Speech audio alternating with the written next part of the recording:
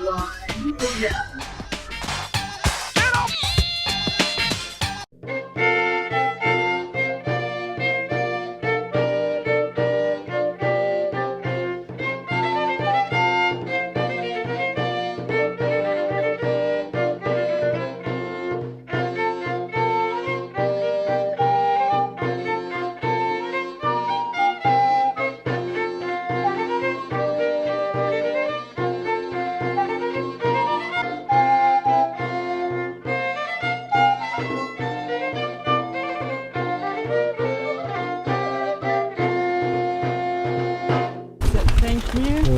Hello, welcome. Hello. I'm just explaining where we are on the site. So we're standing next to the latrine. Yes. No toilet jokes. No. I do have a few toilet jokes, but I'll spare them for the moment. We're looking at the West Range, and that was a building put up in 2012. That's allowed us to excavate the whole of this gallery or corridor, which previously was a tarmac path you walked along. And we're looking across the North Range at the North Bathhouse. There are two bathhouses in the villa. The North Range would be a dry heat like a sauna, and the West Range bathhouse, which is here, would be like a Turkish bath, so it's a steam heat. And that also houses the winter dining room. And this is a covered corridor, and you can just see the sort of foundations, that double wall just in front of this building. And that would have been this covered corridor. There would have only been one entrance into the upper courtyard. So only VIPs would get through from the lower courtyard into the upper. So you might be congratulating yourself for being a VIP since we are in the upper courtyard. Unfortunately, being positioned as we are between the latrine and the kitchen, we are probably on the servant end of the spectrum. So I don't wish to dispense all your illusions. So what this is, it's an introductory talk. It's about 15 to 20 minutes, and it covers what the Romans ever did for us, I suppose, when they came. It's very short on dates, they're about 4, and you can test me on them at the end to see if I still remember them. And it tells you why they came here, why the villa is here, what a villa is, who might have lived here, and why did it all go wrong at the end. So, but do ask questions. It's my first tour of the day. I only do it on a Saturday, so I'm always a bit rusty, being of advancing years. So any question you ask probably prompts me to remember what has just gone out of my mind. So please don't feel backward about coming forward. I love questions, even the ones I can't answer. And I was just saying to a few of you that a lot of the questions about this site, the answer to is we don't really know. When I'd been doing this job for about 3 weeks, about 4 years ago, I was told that new site guides could go round with the specialist archaeologist. And we got very excited about this, and we thought, now we will know everything. And we sort of stopped. Our first stop was the latrine, and somebody said, well, did men and women use it at the same time? And he said, we don't really know. And that sort of set the tone. Why is that? We're not sure. Did they? No, don't know. What is that? We're not sure. So a lot, because the Victorians, when they excavated the site, left no records of their excavation, didn't plot where anything was found, threw away a lot of the things archaeologists would now find very informative and interesting, put them in spoil heaps around the villa. And I'll tell you what happened to those in a minute when I get to when the Victorians rediscovered it. But we start with the year 43 AD, which is when the Romans first came and settled in this country. And that there were about 40,000 Roman soldiers crossed the channel reluctantly, because Romans didn't like water, in boats, and they were either opposed by some of the tribes of Britain, because Britain at that time was a tribal country.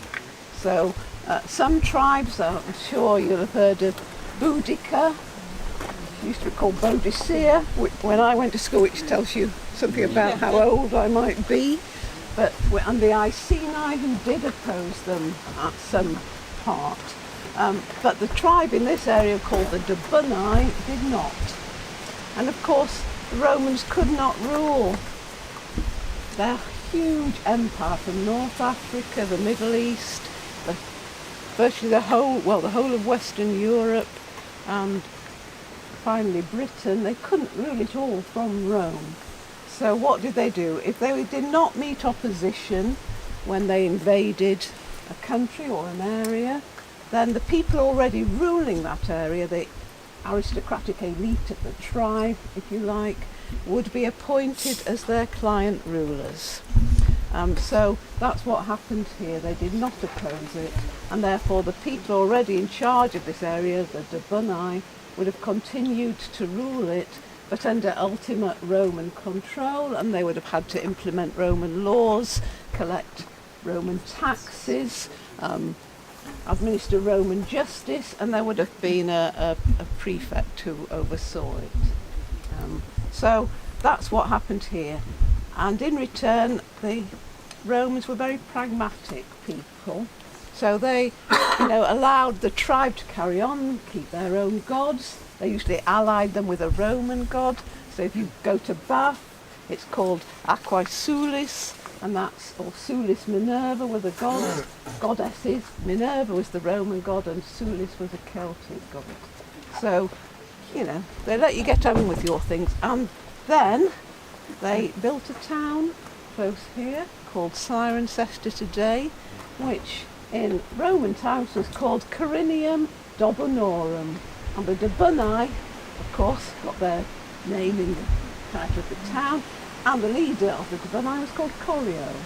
So Carinium is after him. So they throw you a carrot and hide the stick. So that's how they managed to rule. So the town of Cirencester, towns were quite a new idea in Britain really, because before the Romans they had hill forts and settlements, but nothing we would today call a town. Of course the Romans had their nice grid system and they set out towns. And if you take away all the cities and towns that grew up in the Industrial Revolution, like Manchester and Leeds and Sheffield and where am I going? Birmingham, Bradford, Preston, all these towns. If you look at a map of Roman Britain, it's very similar to our map today. If you just take out all the industrial centres. We've got Exeter, Chester, Bath, York, Lancaster, Colchester, St Albans, and go on, London. Cirencester was the second largest town in Roman Britain after London, so a hugely important centre. We're getting to the villa in a minute, so you're wondering what's it got to do with it. Because a lot of roads go through Cirencester. We've got the Fosse Way, which you might have come out on if you came from that direction, or you came by a north reach, you'd have come along this straight road. The Fosse Way, which leads from Exeter to Lincoln, so it's a major cross-country route. And then we've got Ermine Street, Akerman Street. Just over the hill there's a road called the White Way or the Salt Way, which again is a Roman road. So it's sort of like the southeast of England, crisscrossed by motorways. And what's my track here? Where are we? Roads. Lots of roads and a town. All right, we're getting to the villa now. So first came the forts and the road system, then came the towns, and finally came the villas. And villas mean rural estate or farm in Latin, and that's what they were, and that's what they were for. They were to grow crops and to raise animals. They're nearly all within about 10 miles of a Roman town, because they exist in order to serve that town, and also they exist in order to supply the Roman army with grain. Because every soldier is entitled to his 2 loaves of bread a day, and therefore the grain that they need, given that they're between any one time there's 30,000 to 50,000 soldiers in this country, they need a lot of grain, and there's a levy on every villa to supply a certain amount of grain. So that's why it's here. And we come out here along these little windy English roads and you think, why on earth is it here? It's absolutely in the middle of nowhere.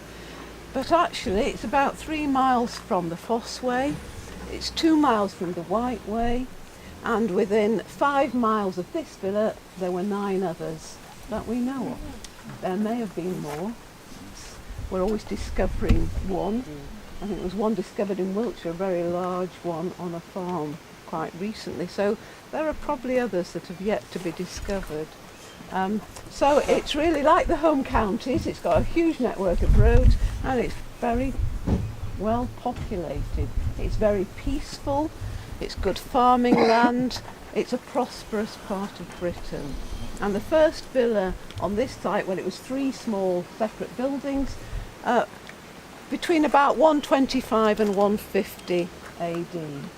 So nearly 100 years after the Romans first settled the country. It might have been 8,000 acres. Though when we're talking about this being a farm, it's not like the Archers and Eddie Grundy, if anybody listens to it. It's more like if you watch it, Downton Abbey. So it's the sort of Downton Abbey, this building, or the Blenheim, or the Chatsworth of the Roman world, because this is a very, very expensive building here. So we know that you had to have a lot of money, and the people who actually inhabited this villa itself would not have got their hands dirty in any way. They would have had farm managers, they would have had a lot of workers who would have been doing the agricultural work.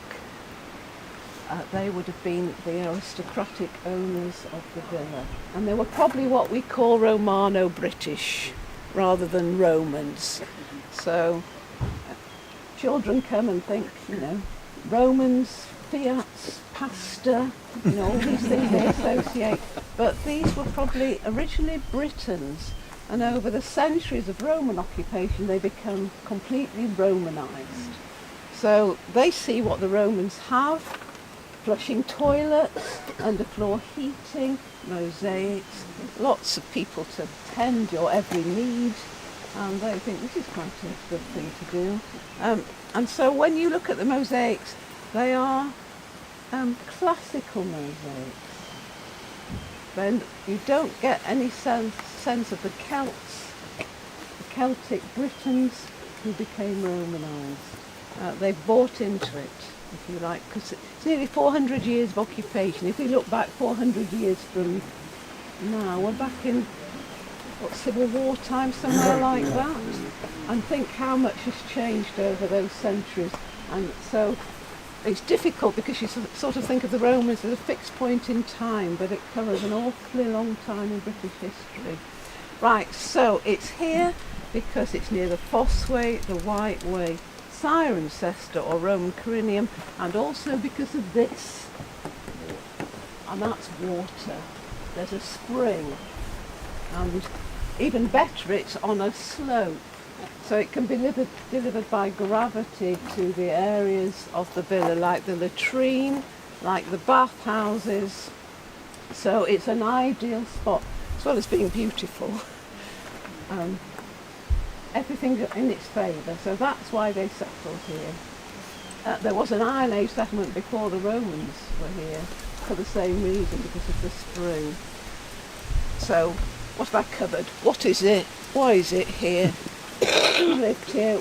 Unfortunately, we have no names. There are no written records, so we can only guess.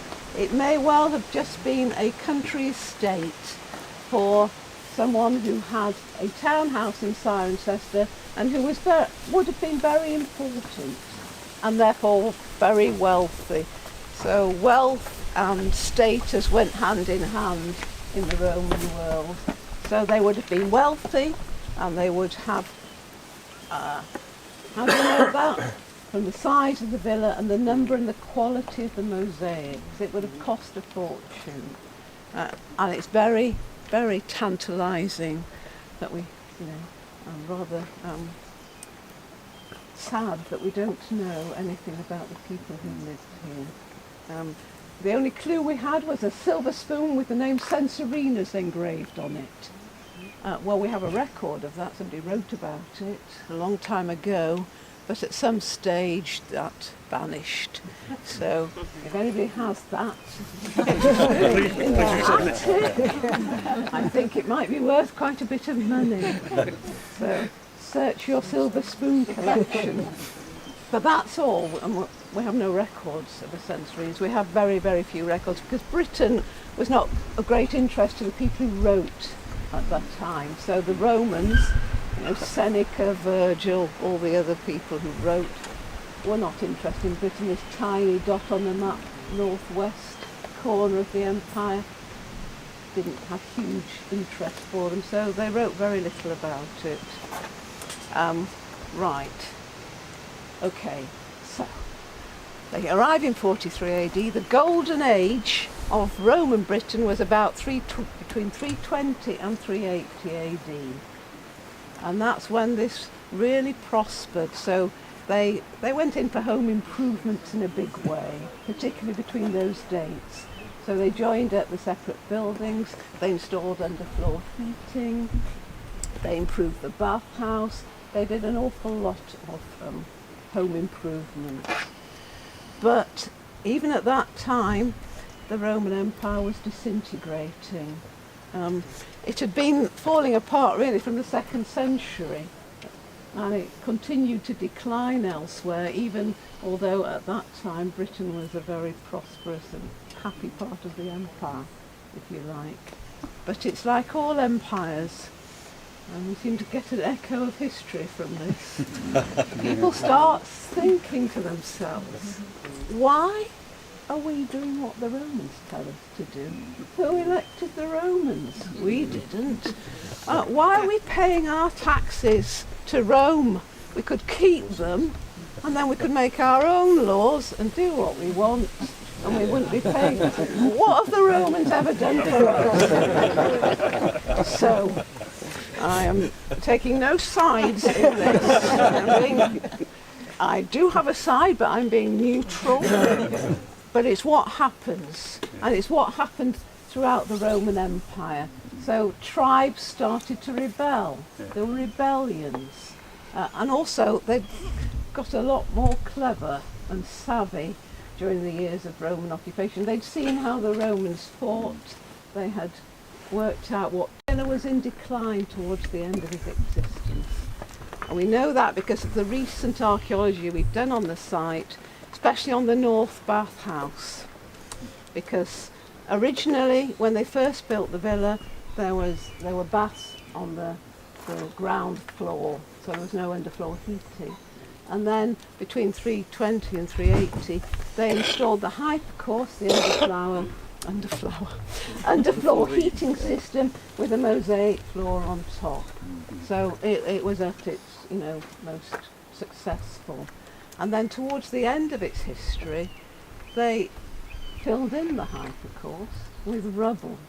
And their rubble were bits of painted wall plaster, chunks of mosaic floor, and they just filled up the gaps between the pillars with rubble, and they put a very rough, what's called opus signinum floor on top. So it's declined. They don't have the money or the staff to keep on with the underfloor heating. Because you would have needed an awful lot of labour in order to continue that system. And then we presume they withdrew to their townhouse in Cirencester, if that's what they had, because they stripped the villa, we think, of everything of value. So it wasn't that it was attacked and destroyed, it was that they decided not to come out here anymore, because there was a collapse. And it's always the economy, isn't it, really, that leads to the collapse. And there was hyperinflation. There was no coinage brought in from Rome. Of course, the farms are to supply the army. They've got no army to supply. There's also people are leaving Cirencester because they are dependent upon the army and the Roman administration. The administration itself starts to fall apart. Nobody's administering the laws, nobody's punishing wrongdoers, so the whole system breaks down. You can't sell what you grow on your farm. So if you can't sell it, you can't pay your servants.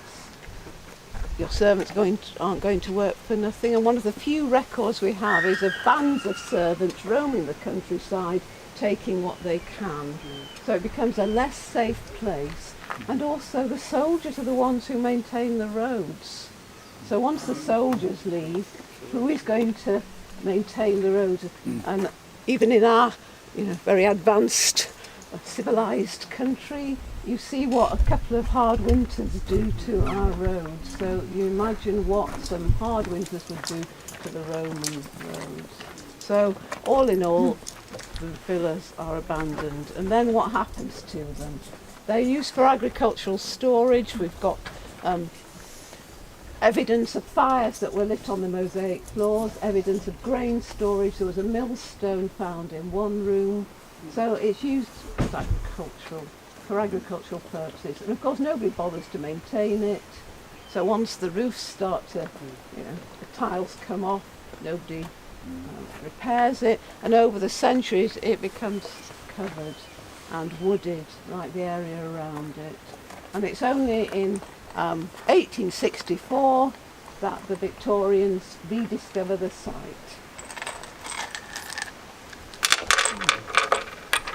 And how do they rediscover it? Well, this is the story. The Thomas Margetts, the gamekeeper on the local Stowe Park estate, goes out after rabbits with his ferret. And you pop the ferret down the rabbit hole to flush them out into your net. And so he pops his ferret down, waits for the rabbits to come out, and nothing happens. So no rabbits, no sign of his ferret. Well, he doesn't want to lose his ferret, so he gets his spade and starts to dig. And on his spade come out bits of stone like these square pieces of stone that are called tesserae, and that go to make up a mosaic floor. Well, he thought, well, these are strange things to find down a rabbit hole. I'll show them to the owner of the estate. So the owner of the estate was called Lord Eldon. He was only 19, so he had a guardian, his uncle James Farrer, who was an MP but also a very keen amateur archaeologist. And as soon as he saw these, he knew there must be a villa on the site. So in the summer of 1864, they excavated it. Although if you watch Time Team, it wasn't a bit like it. Get 50 estate workers with shovels and picks, and they're told to keep digging down until you get down to mosaics, and that's what they did. And what they found was mostly foundations and a lot of stone. So what you see mostly, especially in the open areas, are Roman foundations with Victorian walls built up using the stone they found on the site.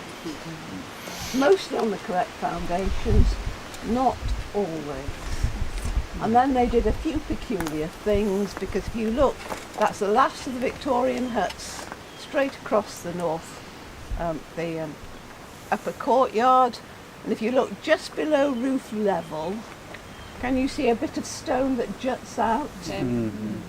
Well, that's the base of a Roman column turned upside down and inserted near the top of that Victorian wall. And there's one on the other side as well. So they did a few things that archaeologists would probably not be too happy with these days. But they did preserve the mosaics by putting up huts to protect them throughout the winter. So they did some good things and some bad things from our perspective today. Right. I'm sure there's something else I meant to say at this point.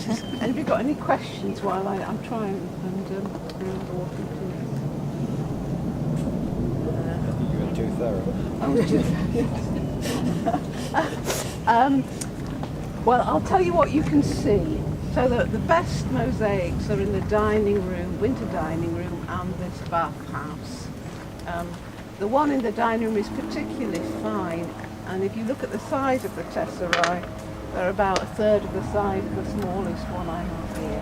I can't remember the number now, I shall have to look it up again. There are something like 300,000 individual tesserae in that design. Is that all local stone? It's all local stone. It's creamy is local limestone. The bluey grey is called liassic limestone or blue lias. And that's probably from Somerset. And then you can get deep red, which is sandstone from the Forest of Dean, or mostly it's orangey, and that's terracotta, because they made terracotta bricks and tiles and pots, and if you broke one, it was a waste not, want not society, you wasted nothing. If you wanted to know what they did with their urine, they washed it, they washed cloth in it. So although we have a latrine, they would probably have had pots positioned around the villa, because it was a valuable commodity. You could bleach linen with it. It was used to fix dyes when you dyed cloth, and it was used in leather production as well. So why waste it? Have it flushed away. So they probably flushed the other lot away. I won't go into that. But urine would probably have been stored about 2 weeks, I think, for the ammonia to really have developed. So you can clean your clothes with it. Well, Victorians still used it for cleansing.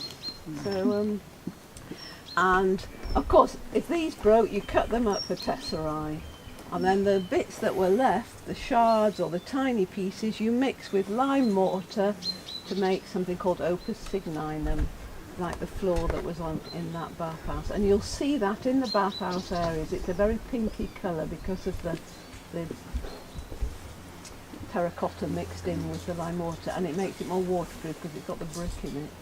So look for that in the bathhouse areas. The spring, certainly have a look at. Gaia, you can just see her, is in the North Range bathhouse, and she's an expert on Roman textiles. So she's got Roman knitting and Roman. She dyes her own wool, so she can tell you all about the use of urine if you want to know any more in fixing dyes. The museum is that building with the little round window. There's not a huge number of artefacts. Oh, because I forgot to tell you. I know what I forgot to tell you. I do apologise. Right, when they excavated the villa, they put the soil they excavated in spoil heaps around the villa. One of them was in the centre, just in front of this opening, and when Lord Eldon fell out with James Farrar, his uncle, Lord Eldon built his shooting lodge there. So that's a mock Tudor Victorian shooting lodge. So I knew there was something. It's just come back to me when I mentioned the museum. So there's the museum. Do taste the spring water that the Romans tasted. There's a jug of it in the cafe. And enjoy your visit, hopefully. And if you've got any questions, do ask. Thank you. Thank you very well. Thank you.